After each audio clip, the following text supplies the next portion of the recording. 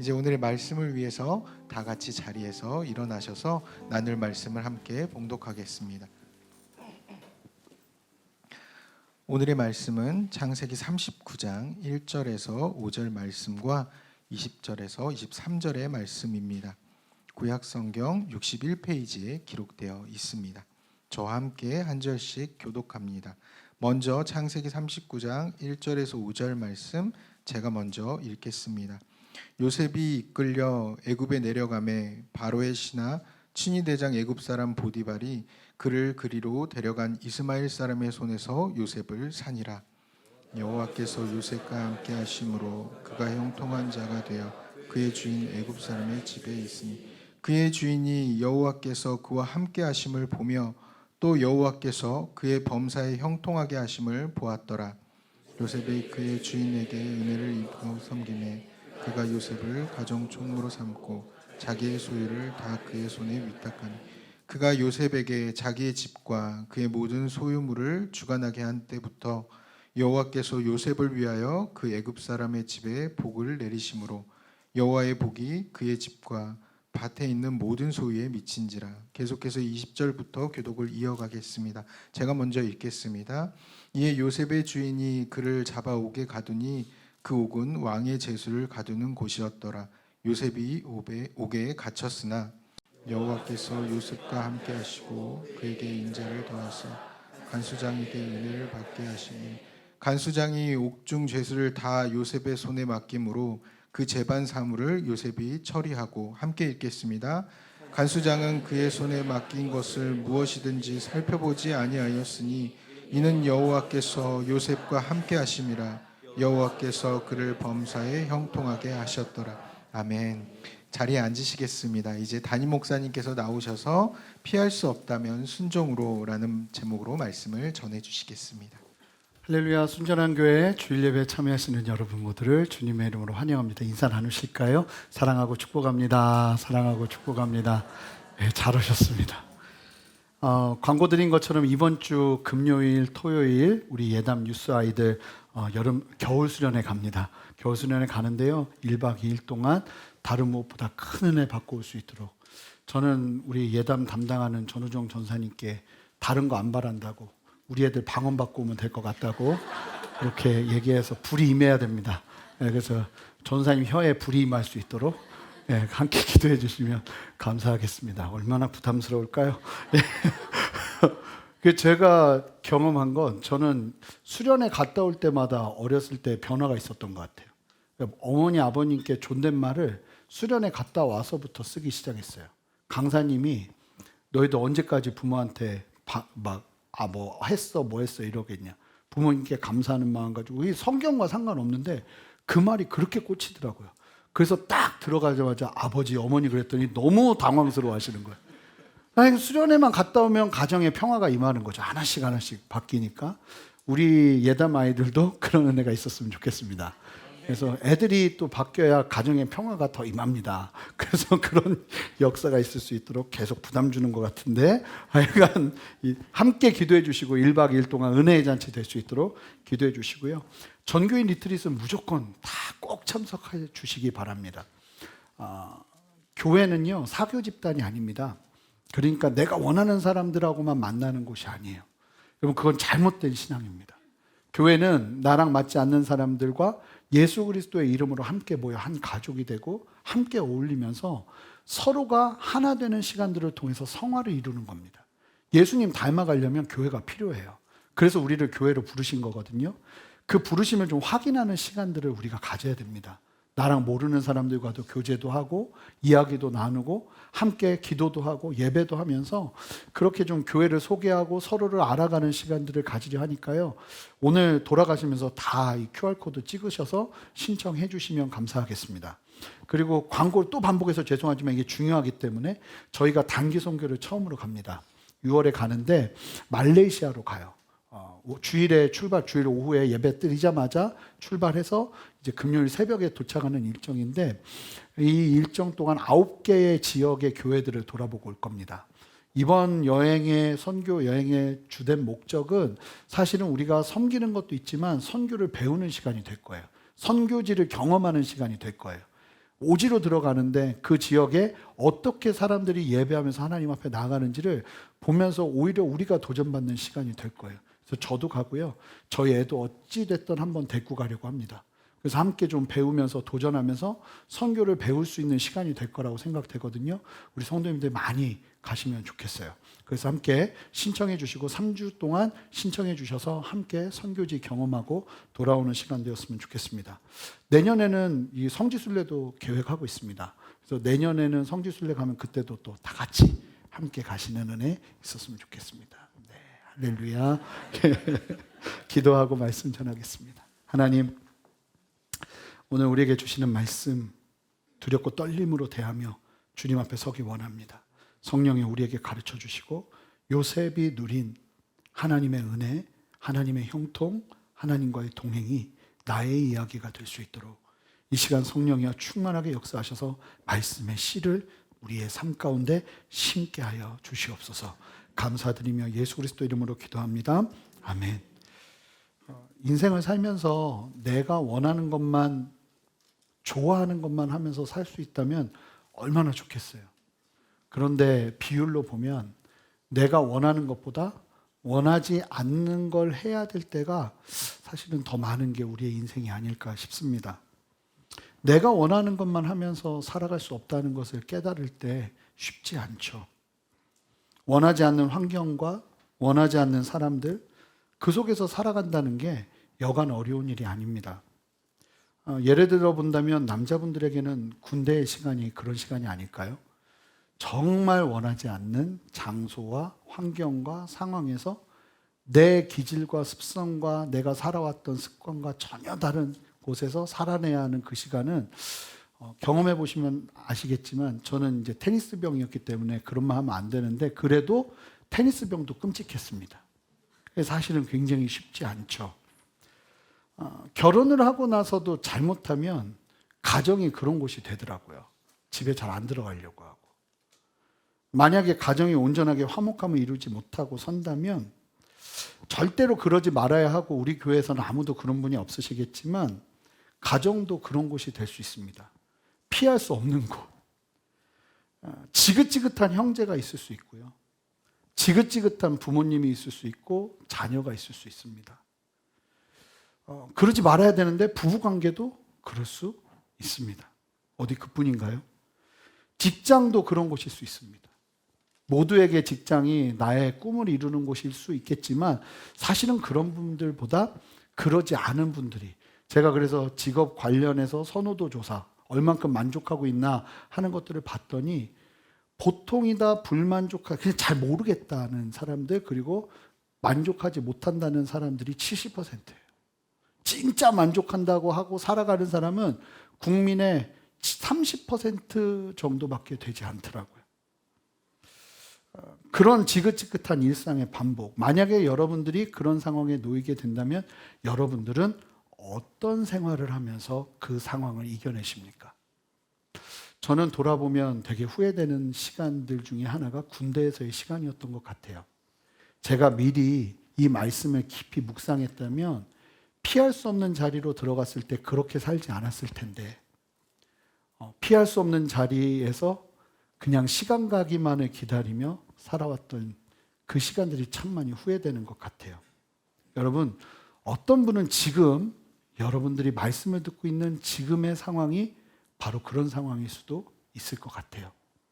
피할 수 없는 환경, 피할 수 없는 사람들이 내 눈앞에 여전히 있는 거죠. 오늘 이렇게 은혜를 받고 돌아가면 그 사람들을 또 만나야 하고 그 상황을 또 만나야 하는 거죠. 그런 상황에 놓여 있다면 우리는 어떤 선택을 해야 될까요? 오늘 말씀 본문의 주인공 요셉이 그 질문에 대한 답을 우리에게 전해주고 있습니다. 요셉에게는 참 이해되지 않는 전개가 그의 삶에 펼쳐지잖아요. 하나님께서 요셉에게 꿈을 주셨지만 그 꿈 때문에 요셉은 어려움을 겪기 시작합니다. 말이 어려움이지 정말 고생 그런 고생이 없어요. 그 꿈으로 인해 형들의 미움이 극에 달하게 되고 그로 인해 요셉은 죽음의 위기 속에서 겨우 목숨만 건지고 노예로 팔려 애굽에 이르게 됩니다. 가혹하고 참혹한 시간. 눈을 떴는데 아버지가 더 이상 계시지 않고 눈을 떴더니 종살이하는 삶이 그에게 펼쳐져 있는 시간. 이때 요셉의 나이가 17이었습니다. 고등학교 2학년이요. 이전에 요셉은 고생을 하면서 자라본 적이 없어요. 아버지가 일을 시켜도 형들만 시키지 요셉한테는 채색 옷을 입혔습니다. 특별한 사랑을 받으며 자란 거죠. 그런데 그가 하루아침에 정말 피할 수 없는 극심한 고난의 상황에 그 삶의 한가운데 떨어진 겁니다. 형들이 요셉을 팔아버린 후 요셉은 정말 죽음과 같은 공포의 시간을 겪으면서 애굽까지 끌려가게 됩니다. 그리고 그 애굽에서 요셉은 애굽 왕 바로의 친위대장 보디발의 집 노예로 팔리게 돼요. 요셉의 입장에서는 기가 막히겠죠. 하나님의 꿈이라도 없었으면 모르겠는데 꿈이 주어지고 나서 주어진 상황, 하나님의 부르심이 보여지고 나서 주어진 상황은 정말 끔찍함 그 자체였습니다. 전혀 자신이 원하지 않는 삶, 아니 상상하지도 못했던 환경이 삶에 피할 수 없는 현실로 다가온 겁니다. 여러분이라면 그때 그런 상황에 놓이게 된다면 어떤 결정을 하며 사시겠습니까?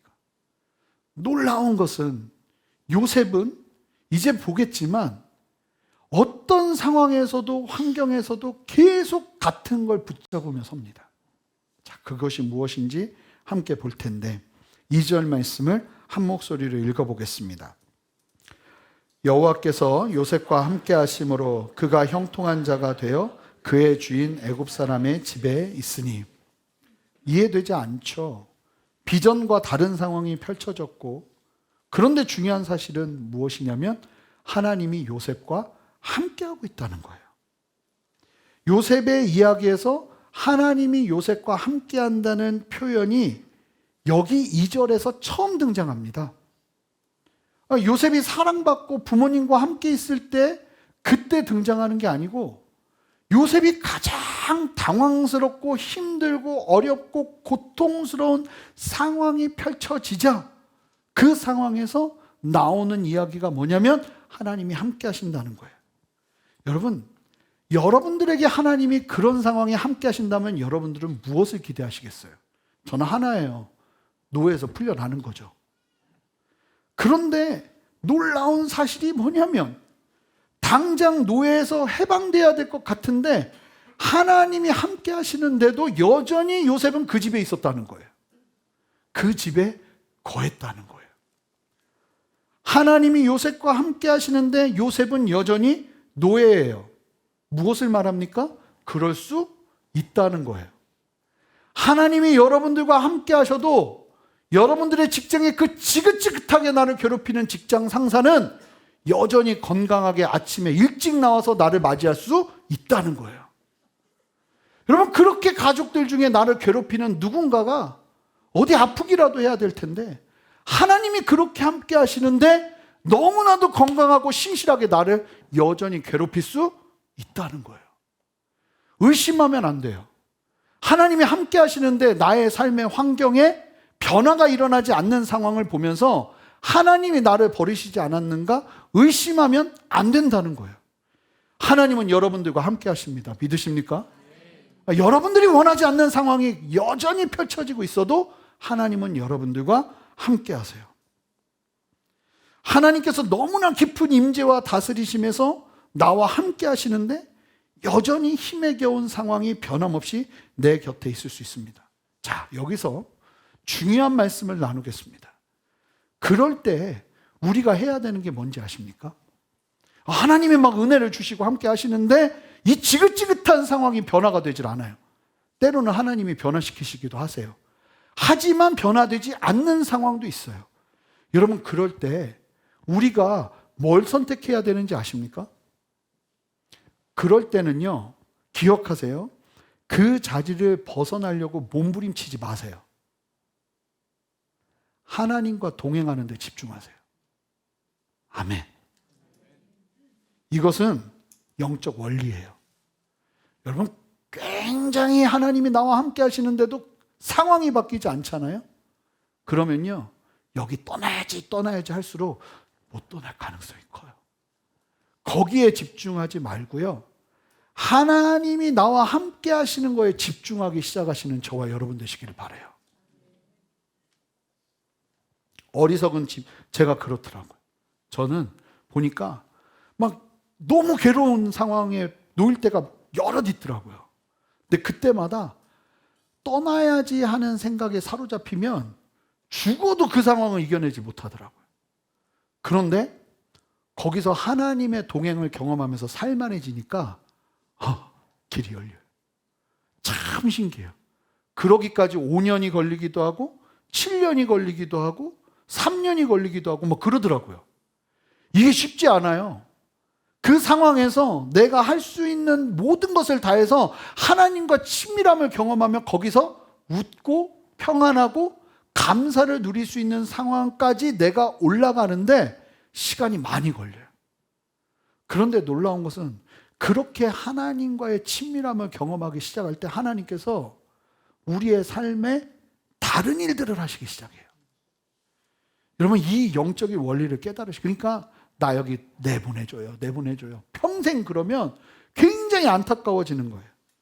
어리석은 집요함으로 하나님께 나아가는 게 아니라 피할 수 없는 자리에 만약에 있다면 그때는요, 여러분 목숨 걸고 하나님의 함께 하심을 붙잡으셔야 됩니다. 여러분, 또한 하나님이 함께 하신다는 게 무엇을 의미하겠어요? 요셉도 하나님을 강력하게 붙들고 있었다는 거죠. 요셉이 그 상황에서 원망하지 않고 하나님을 신실하게 붙잡았어요. 흔들리지 않고 하나님을 붙잡았어요.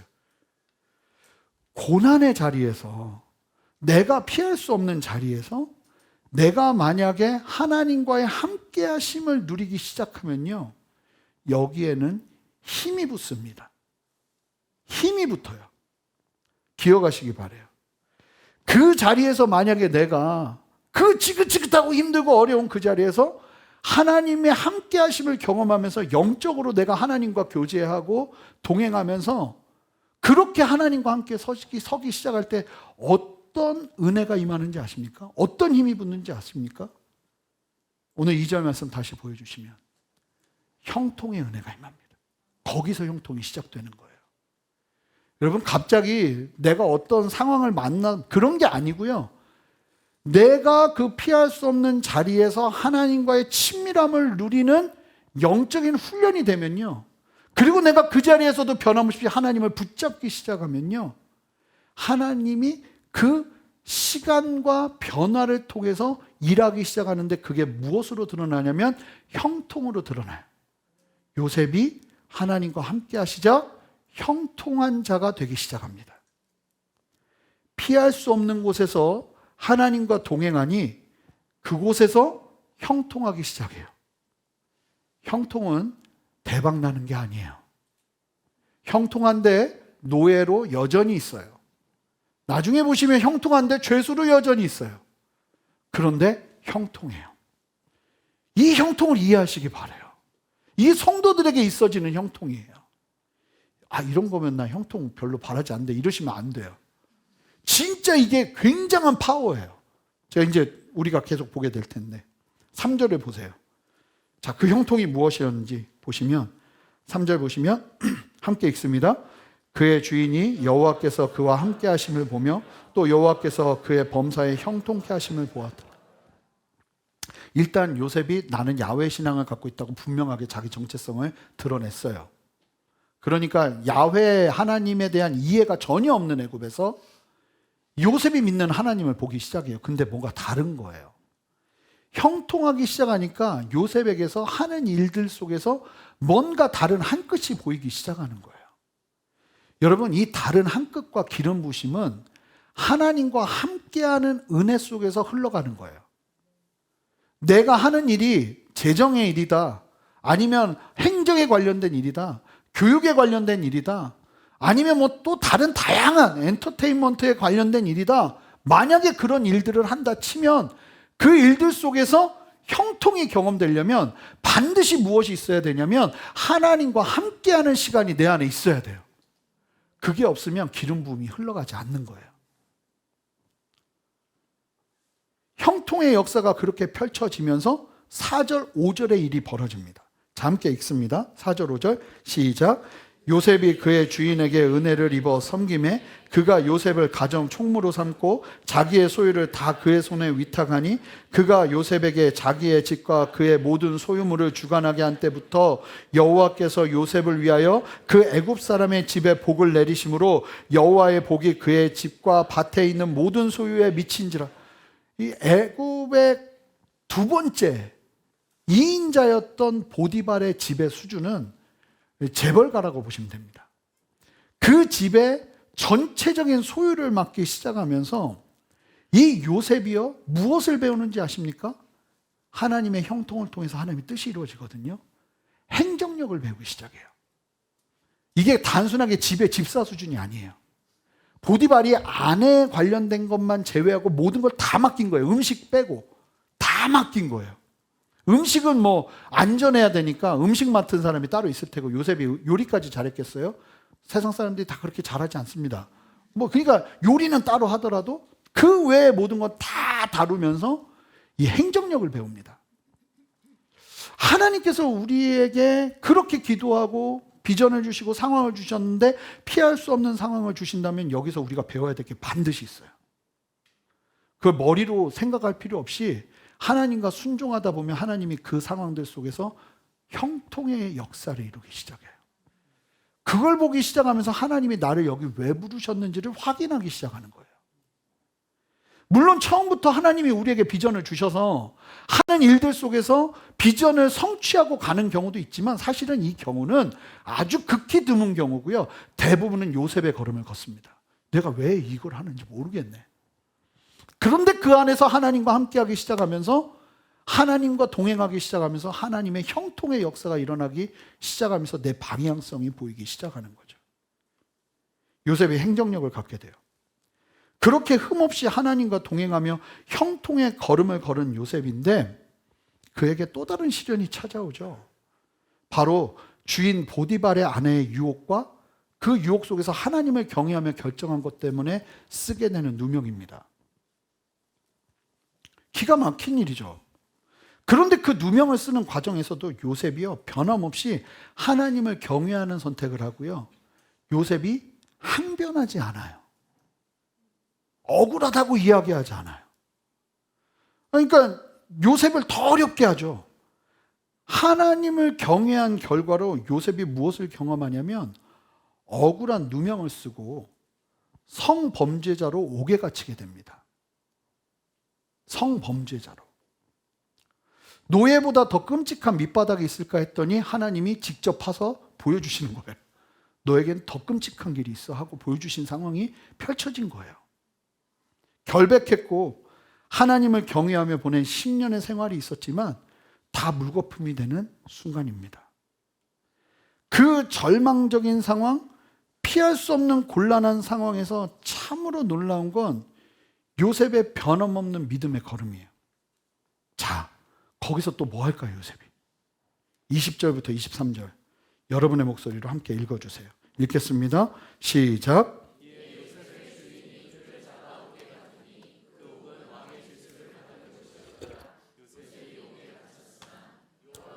요셉과 함께 하시고 그에게 인자를 더하사 간수장에게 은혜를 받게 하심에 간수장이 옥중제수를 다 요셉의 손에 맡김으로 그 재반 사물을 요셉이 처리하고 간수장은 그의 손에 맡긴 것을 무엇이든지 살펴보지 아니하였으니 이는 여호와께서 요셉과 함께 하심이라. 여호와께서 그를 범사에 형통하게 하셨더라. 기가 막히죠. 또 요셉은 그 자리에서 으악 당황하지 않고 또 선택하는 게 어디를 선택합니까? 하나님과 동행하는 자리를 선택합니다. 이게 생명이에요. 억울하죠. 할 말이 많죠. 그런데 그 상황에서도 요셉이 선택한 건 하나님을 만나는 자리를 선택해요. 또 올인한 게 하나님과의 동행이었어요. 요셉은 삶에 어떤 시련이 와도 같은 모습으로 나아가요. 말하지 않아요. 하나님과의 동행을 붙잡아요. 미국의 16대 대통령 에이브라함 링컨이 신실한 믿음의 사람으로 알려져 있잖아요. 이 워싱턴 DC에 가면 링컨 기념관이 있는데 뭐 굉장히 큰 동상이 있고요. 거기 가면 링컨 그 기념관에 이제 뭘 팔아요. 파는데 그 중에 하나가 뭐냐면 링컨이 이제 인생을 살면서 생활 수칙으로 여겼던 것들을 문구로 만들어서 이렇게 판답니다. 근데 거기 보면 이 링컨의 행동 수칙 중에 유명한 문구가 있는데 그게 그 내용이 다음과 같아요. 자, 보시면 오해나 누명을 벗기 위해서 열심히 해명하는 것보다 비록 바보 취급을 받더라도 침묵하는 것이 훨씬 낫다.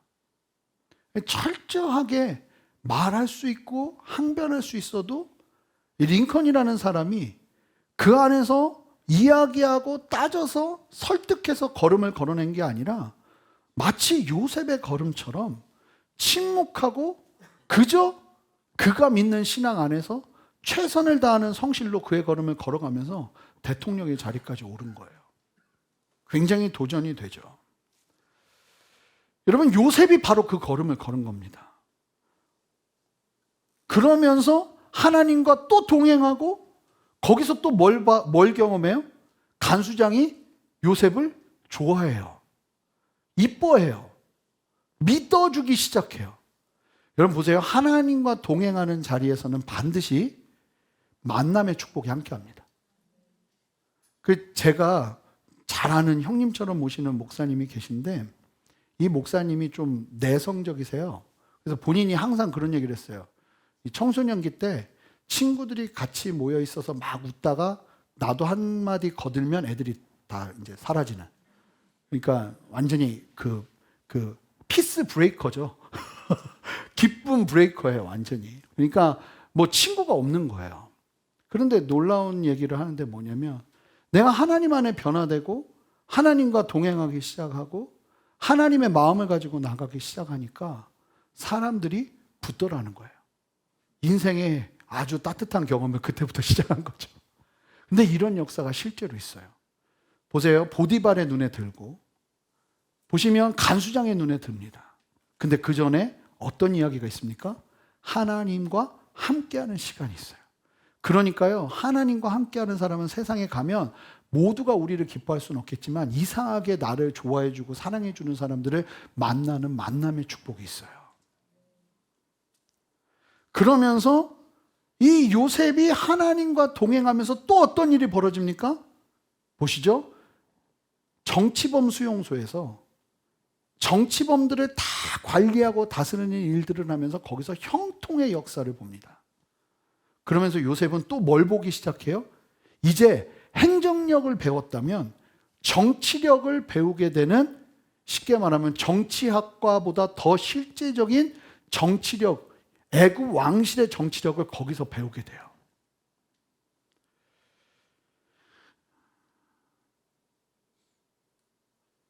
어제 예배 때 다윗 이야기 나눴는데 여러분, 다윗이 뭐 요셉처럼 노예 생활은 아니었지만 다윗은 어릴 때부터 철저하게 외면받은 삶을 살았어요.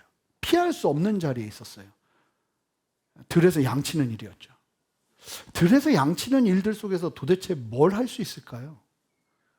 그런데 놀라운 사실은 들에서 양치던 다윗이 소문나기 시작하는데 들에서 양만 치고 있었는데 다윗이 이스라엘에서 어떤 소문이 났냐면 사무엘상 16장 18절 말씀, 이 사울이 악신이 들려서 끝까지 불순종하면서 하나님의 영이 사울에게서 떠나요. 그러자 바로 찾아오는 게 귀신 들림이에요. 그러면서 막 두렵고 공포에 떠니까 신하들이 사울의 그 두려움을 이길 수 있는 건 수금을 기가 막히게 연주하는 다윗을 불러오는 것뿐이다 하면서 다윗을 소개해요.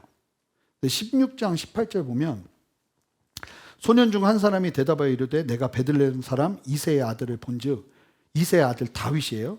이 다윗이 어떤 사람으로 소문이 나냐면 수금을 탈 줄 알고 용기와 무용과 구변이 준수한 자라. 이 준수하다는 게 아주 뛰어나다는 거예요. 그러니까 다윗은요, 다윗 골리앗과의 전쟁 전에 이미 이스라엘 전역에서 굉장히 알려진 무사 중에 무사였어요. 아주 몸도 좋고 훈련이 잘 된 사람이었죠. 그래서 수금만 탈 뿐만 아니라 용기와 무용, 무술이 뛰어났고 그리고 언어적인 영역에 은사가 있는 사람이에요. 다윗이 이야기하면 막 사람들이 막 듣고 따르고 이러는 리더십이 나오기 시작한 거예요. 그러면서 다윗의 특징이 보이죠. 다른 색으로 표시되어 있잖아요. 다윗이 그 양치는 자리에서 뭘 경험합니까? 피할 수 없는 그 자리에서 요셉과 똑같아요. 여호와께서 그와 함께 계시더라. 다윗이 어떤 사람이라고 소문나나요? 외로운 목동 생활에서 다윗이 생명 걸고 했던 것이 무엇이었냐면 하나님과의 동행이었어요. 그러니까 양치기를 할 뿐인데도 하나님과 동행하기 시작하니까 그 자리에서 양치기 하면서 시간 남아서 하나님과 만나려고 치기 시작한 수금에서 기름 부심이 흘러나오기 시작하고, 양을 지키기 위해서 짐승들과 싸우다 보니까 나도 모르게 무공이 생기기 시작하고, 이 다윗이 얘기하잖아요. 곰도 찢고 사자도 찢고 내가 양 갖고 왔다고. 그런 경험을 하고 나니까 골리앗은 아무것도 아닌 거예요. 사자가 무섭겠어요? 골리앗이 무섭겠어요? 골리앗이 무서울까요? 전 사자가 무서울 것 같은데. 네. 그러고 나니까 이 사무엘상 16장 18절 다음도 요셉하고 똑같아요. 사울이 다윗을 보잖아요. 보자마자 그를 사랑하게 됐대. 눈에 쏙 들어온 거예요, 갑자기 다윗이. 그러면서 사울의 무기든 자를 시킵니다. 왕의 수행비서가 되는 거예요. 그러니까 양치기였다가 하루아침에 인생 역전이 됐어요. 수행비서, 하나님의 형통이 이루어지기 시작하는 거죠. 무엇이 있었기 때문에요? 그 외롭고 힘들고 피할 수 없는 시간 속에서 하나님과의 깊은 만남이 다윗의 삶 가운데 있었기 때문에. 요셉에게도 마찬가지예요. 어떤 절망이 찾아와도 요셉은 하나님의 함께 하심을 붙잡습니다. 그리고 그 하나님과의 동행 속에서 그는 답을 찾아가요. 다른 데서 답을 찾지 않고요. 어떤 시련이 와도 요셉이 붙잡은 하나님과의 함께 하심, 하나님과의 동행이 저와 여러분에게 함께 하시기를 주님의 이름으로 축복합니다. 여러분, 그러면 하나님과의 동행하심이 무엇인지를 좀 더 구체적으로 좀 보고 싶은데요. 이 하나님과 함께 하심을 이해하려면 형통이 무엇인지를 보는 게 필요해요. 여기서 이 창세기 오늘 39장 말씀에서 여러 번 등장하는 형통은 사실은 요셉이 총리가 되고 나서는 등장하지 않아요. 재밌죠? 진정한 형통은 사실은 그때부터일 것 같은데, 그러니까 우리가 생각하는 형통이 아니라는 거예요. 진정한 여기서 말하는 형통이 무엇인가? 이 형통하다라는 단어가 이 히브리어로 보면 차라흐라는 단어예요. 근데 이 단어는 단순하게 번성한다, 성공한다라는 뜻도 있지만 뜻이 성취된다는 뜻이 있어요. 그리고 이 차라흐라는 단어가 아주 상징적으로 사용된 이사야 말씀이 있어요. 자, 이사야 53장 10절 말씀 읽어봅니다. 함께 읽겠습니다. 시작. 여호와께서 그에게 상함을 받게 하시기를 원하사 질고를 당하게 하셨은즉 그의 영혼을 속건 제물로 드리기에 이르면 그가 씨를 보게 되며 그의 날은 길 것이요 또 그의 손으로 여호와께서 기뻐하시는 뜻을 성취하리로다. 이게 무슨 말씀이냐면 예수님에 대한 말씀이에요. 예언의 말씀. 보시면 예수님께서, 하나님께서 예수님이 상함 받기를 원하셨대요. 요셉에게 원하신 것처럼요. 똑같아요. 그래서 질고를 당하게 된 것이라고 말씀하거든요. 하나님께서 예수님이 상함 받기를 원하셨고 그 사실을 한 예수님은 그 영혼을 속건제물로 드렸대요. 여러분, 속건제가 속죄제랑 좀 차이가 있어요. 죄의 문제를 다루는 제사인데 이 속건제는요, 죄에 대한 대가 지불에 있어서 굉장히 엄격한 제사예요. 그래서 만약에 무엇을 훔치거나 무슨 잘못을 한다면 제물을 드리고 플러스 훔치거나 잘못한 걸 그대로 거기다가 드려야 돼요. 그리고 훔친 것의 5분의 1을 추가해서 또 드려야 돼요. 그러니까 예수님께서 그만큼 우리의 죄를 위해 철저히 값을 치르셨다는 것을 의미해요. 그리고 그렇게 예수님께서 하나님 앞에 뭐 한 거예요? 순종한 거예요. 그 순종을 통해서 하나님이 무엇을 하셨다고 이야기하냐면 하나님이 기뻐하시는 뜻이 성취되었다고 이야기해요. 여기서 성취되었다는 마지막 단어가 뭘까요? 차라흐, 형통이에요. 그러니까 여러분, 예수님에게 순종이 없으면 촤라흐, 형통도 없어요. 요셉에게 하나님과의 동행이 없으면 촤라흐가 없죠. 그러니까 요셉에게 있어서 하나님과의 동행은 결국 무엇을 말하는 것이냐면 순종을 말하는 거예요. 요셉은요, 내가 원하지 않는 상황에 펼쳐진 삶의 한가운데 들어가게 되면 그 상황에서 다른 걸 붙잡은 것이 아니라 하나님의 뜻에 순종하는 것을 붙잡았다는 것을 의미하는 거예요. 그러니까 하나님이 요셉과 함께 하신 거예요. 요셉이 거기서 이게 뭐예요? 왜 꿈 주셨어요? 나한테 뭘 원해요? 이러고 나갔으면 하나님이 함께 하시겠어요? 아니요. 요셉은 그 상황에서도 우리는 이해할 수 없을 정도로 순종으로 대답을 했고, 하나님은 그 순종 속에서 하나님의 임재를 부으시면서 하나님의 역사, 하나님의 뜻을 성취하는 형통을 허락하신 거예요. 결국 피할 수 없는 상황에서 하나님과의 동행을 붙잡은 요셉의 삶을 향해 순종의 삶이었다고 말할 수 있는 겁니다. 그러니까 한마디로 말하면 오늘 설교의 제목처럼 피할 수 없는 상황을 요셉은 순종으로 바꾼 겁니다. 그러므로 오늘 본문과 이사야 53장 10절 말씀을 연결할 때 우리가 알 수 있는 사실이 무엇입니까? 여러분, 순종의 자리는요, 반드시 뭐가 있냐면 하나님과의 동행이 있어요. 내가 하나님이 함께 하시는 걸 잘 모르겠어요. 기도해도 모르겠고. 그럼 그럴 때 뭐 해야 되는 건지 아세요? 순종하셔야 돼요. 순종하다 보면 그 자리에서 하나님의 동행이 경험되기 시작해요. 우리가 순종할 때 하나님과의 더 깊은 관계가 펼쳐지는 거예요. 저의 삶의 자리에서도 힘든 순종일수록 그 자리에는 하나님의 깊은 친밀감이 있더라고요.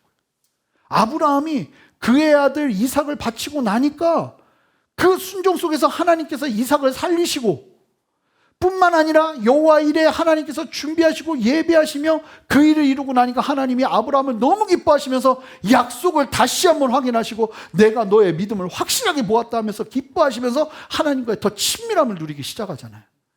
순종은요, 하나님과의 친밀함을 누리는 열쇠입니다. 순종이 가져다주는 엄청난 유익을 요셉도 미처 깨닫지 못하며 넘어가고 있어요. 사실은 요셉은 보디발의 집에서 나라를 다스리는 행정력을 가지게 되었고, 정치범 수용소에서 요셉은 애굽 왕국의 정치를 배우며 정치 감각을 익혔습니다. 사실은 거기서 하나님의 뜻이 이루어지고 있었던 거예요. 예수님이 하나님께서 원하시는 십자가에 순종하지 않으셨으면 형통이 없었죠. 애굽도 마찬가지예요. 요셉도 마찬가지예요. 피할 수 없는 그 상황은 반드시 하나님과의 친밀함을 누려야 되는 상황이었던 거예요. 그렇게 누리고 나니까 그 상황 속에서 하나님의 뜻이 이루어진 거예요. 여러분, 그리고 그 과정에서 일어난 억울한 일도 하나님은 기가 막힌 방법으로 풀어내십니다.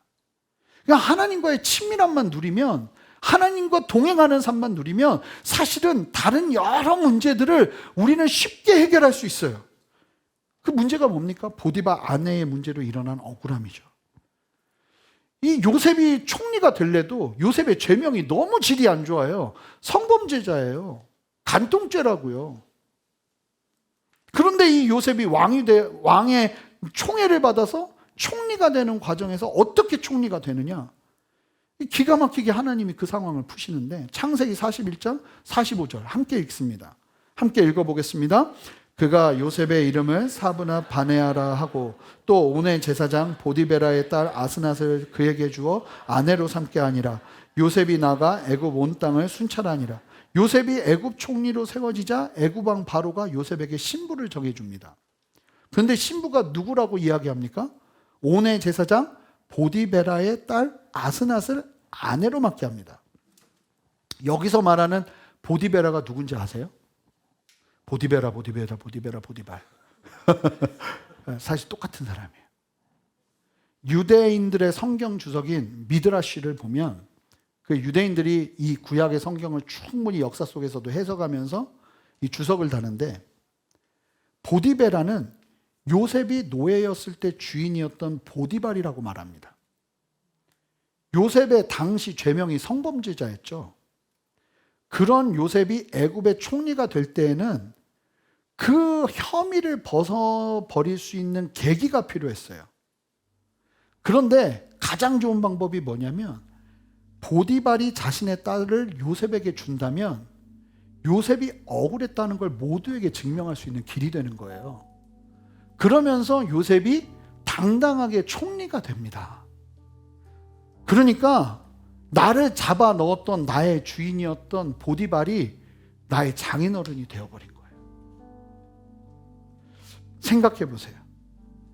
우리가 머리로 아둥바둥해서 나 억울하다고 별짓을 다 하고 싸워낸다 한들 요셉이 이런 방식으로 자기의 억울한 누명을 풀어낼 수 있었을까요? 절대 불가능해요. 요셉은 그 상황 속에서도 억울함 속에서도 다른 것이 아니라 순종으로 하나님과의 동행을 붙잡음으로 감히 상상하지 못할 의의 열매를 이루면서 하나님이 그의 인생을 푸시는 역사를 경험하기 시작합니다. 여러분 이게 뭔지 아세요? 현명한 선택이라고 하는 거예요. 기억하시기 바랍니다. 순종은요, 하나님이 우리와 함께 하심을 누리는 길을 선택하는 것입니다. 영적인 막힘과 인생의 고난을 요셉은 다른 방법으로 풀어내는 것이 아니라 끊임없이 순종으로 풀어내고 있는 거예요. 가장 지혜로운 결단이 무엇인지 아십니까? 피할 수 없는 그 상황에서 가장 지혜로운 결단은 하나님의 뜻을 묻고 그 뜻 앞에 순종하는 것입니다. 순종을 하는데 정작 그곳에서 하나님과의 동행을 누리지 못하고 있다면 우리의 순종을 점검해 볼 필요가 있어요.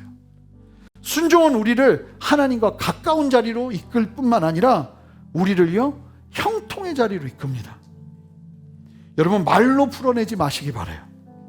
머리로 풀어내지 마시기 바라요. 절망의 자리에서 누려야 될 순종과 번영이 우리 모두에게 있다는 사실을 기억하시기 바라요. 성도들은요, 그렇게 문제를 푸는 것이 아닙니다.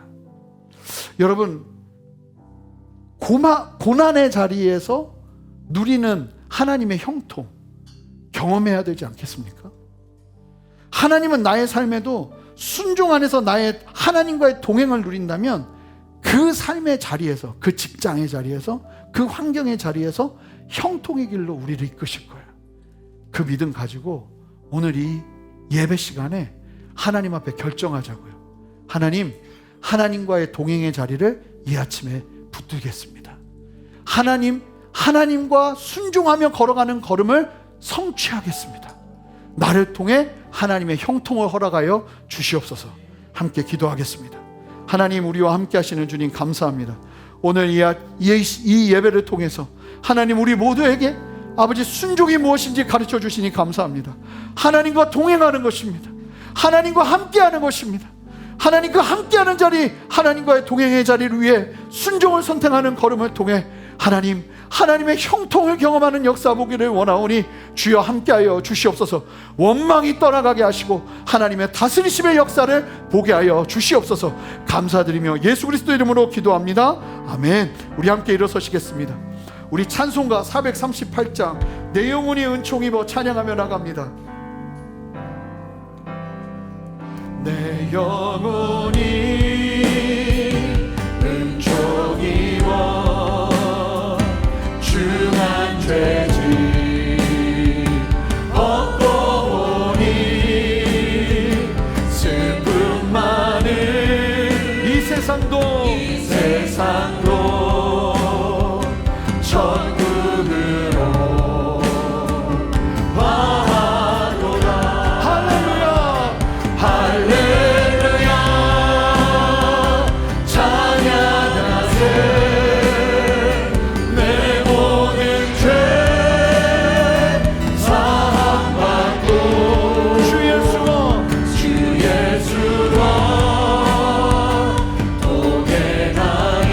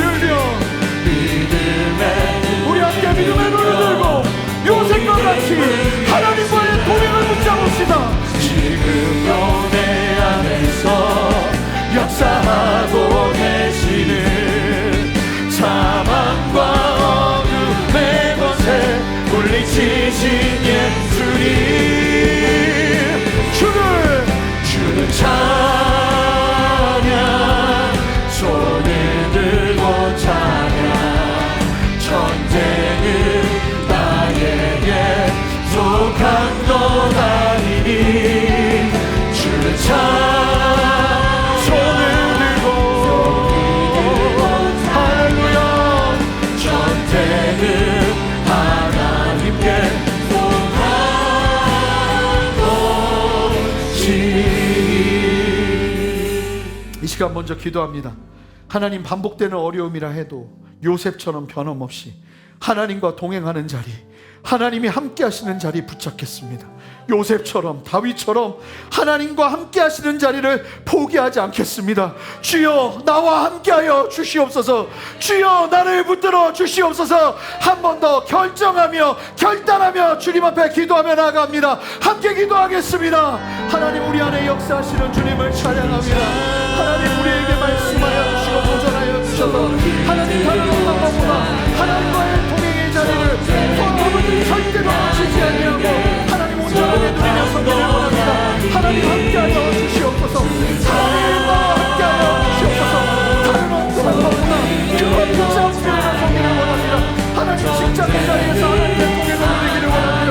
가정에서 하나님의 동행을 누리기를 원합니다. 하나님의 함께 하심을 보기를 원합니다. 하나님, 우리의 삶의 자리에서 하나님의 함께 하심을 보기를 원합니다. 주여, 역사하여 주셔서 우리를 세워주시고 우리의 신경을 세워주시옵소서. 아멘. 주님, 역사하여 주시옵소서. 우리 두 번째로 기도할 텐데, 여러분, 오늘 말씀을 대하면서 여러분 각자에게 주시는 하나님의 도전이 있다고 믿어요. 여러분, 하나님 앞에서 각자의 기도로 풀어내는 시간을 갖기를 원합니다. 여러분, 고백하세요. 여러분들이 가진 도전을 가지고 여러분들이 하나님 앞에 자유롭게 고백하면서 함께 기도하며 나가겠습니다. 우리 주님의 이름 한번 크게 부르며 각자의 제목을 가지고 기도하며 나갑시다. 주여, 주님, 우리와 함께 하시는 주님을 찬양합니다. 아버지는 내가 요셉처럼 서야 하는데, 내가 다윗처럼 서야 하는데, 나랑 기도하고 아버지는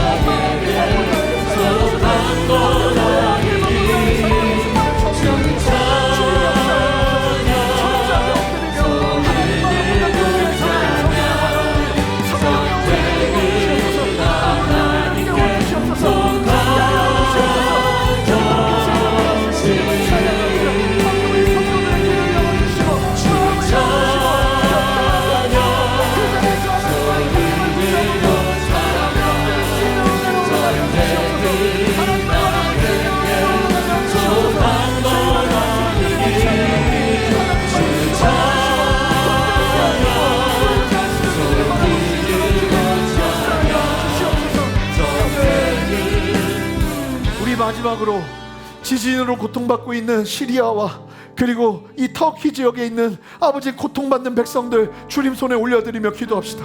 여러분, 하나님의 때가 얼마 남지 않았으면 우리는 이런 상황들을 통해서 또한 보게 되고 경계심을 가지고 하나님 앞에 기도하는 거예요. 하나님, 이런 뉴스를 대할 때마다 또한 믿는 우리 모두가 깨어있기를 원하오니 주여, 긍휼히 여겨 주시옵소서. 아버지, 고통받는 백성들 긍휼히 여겨 주시옵소서. 하나님, 그곳에 복음이 들어갈 수 있도록 하나님 복음의 문을 열어 주시옵소서. 선교사님들 담대케 하여 주시옵소서. 함께 주님의 이름 한번 크게 부르며 기도합니다. 주여, 주님, 우리 안에 역사하시는 주님을 찬양합니다. 하나님의 아버지 역사하시게 하옵소서.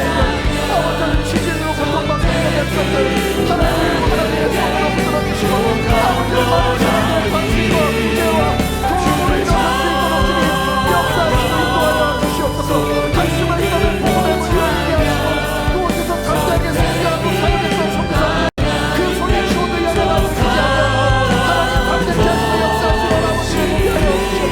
마지막 때를 보게 하시옵소서. 주님 보게 하시옵소서.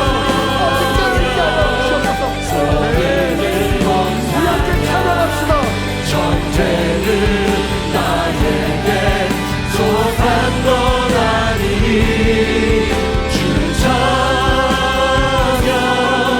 손을 들고 찬양 전쟁은 하나님께 속한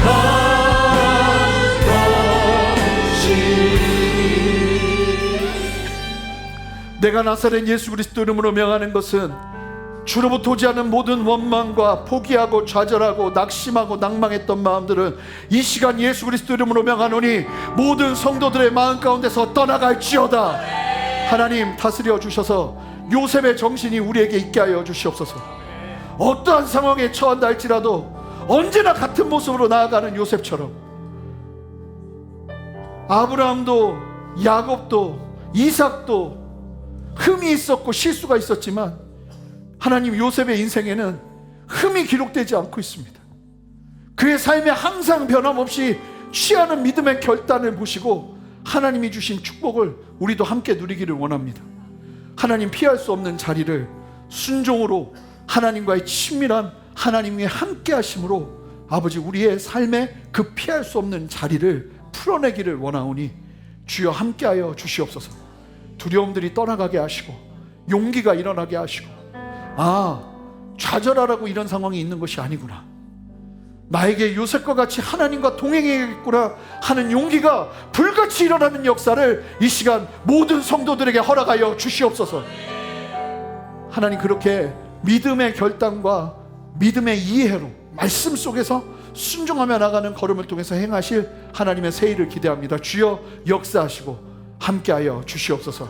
감사드리며 예수 그리스도 이름으로 기도합니다. 아멘. 우리 주님께 영광의 박수 올려드리겠습니다. 우리 함께 봉헌하며 찬양하며 나갑니다. 믿음하여 그 위에 서리라. 하나님의 나라는 무너지지 않으리. 믿음하여 그 나라 세워가리라. 주님 곧 오실 때까지. 사랑해 주님, 감사합니다. 오늘 예배를 드리면서 그냥 오지 아니하고 시간을 드리고 마음을 드리고 재물을 드리며 하나님 앞에 예배하는 우리 성도님들의 귀한 예배 주님 기뻐 받아주시고, 하나님, 세상 사람들이 풀어가는 문제를 푸는 방식이 아닌 하나님 기름 부음의 역사, 형통의 역사를 순종과 동행을 통해, 하나님과의 동행을 통해 풀어나가기를 원하는 우리 성도님들의 삶 속에 실제적으로 역사하셔서 이번 한 주 동안 하나님의 형통이 흘러가게 하여 주시옵소서. 재정의 문을 열어주시고 아버지, 상황의 문을 열어주시고 하나님과 함께하는 자에게 부어지는 그 만남의 축복이 함께하게 하여 주셔서 하나님의 동행하심과 역사하심으로 담대하게 걸어나가는 우리 성도님들 되게 축복하여 주시옵소서. 육신의 연약함으로 고통받는 성도님들, 주님 이 시간 주님의 손으로 친히 안수하셔서 온전한 치유를 경험하게 하시고 회복을 경험하게 하여 주시옵소서. 새 일을 행하시는 주님 찬양하고 감사드리며 예수 그리스도 이름으로 기도합니다. 아멘. 이제는 우리 주 예수 그리스도의 크신 은혜와 아버지 하나님의 무한하신 사랑과 성령의 내주하심과 교통하심과 신실한 역사하심이 하나님을 바라보며 믿음 위에 담대히 서서 믿음의 걸음을 걸어내기를 소망하는 함께 예배하는 모든 성도님들의 머리 위에, 가정 위에, 직장 위에, 삶의 모든 터전 위에, 순전한 교회와 이 땅의 모든 교회들과 이 나라와 온 열방 위에 이제로부터 영원토록 함께 하시기를 간절히 축원하옵나이다. 아멘.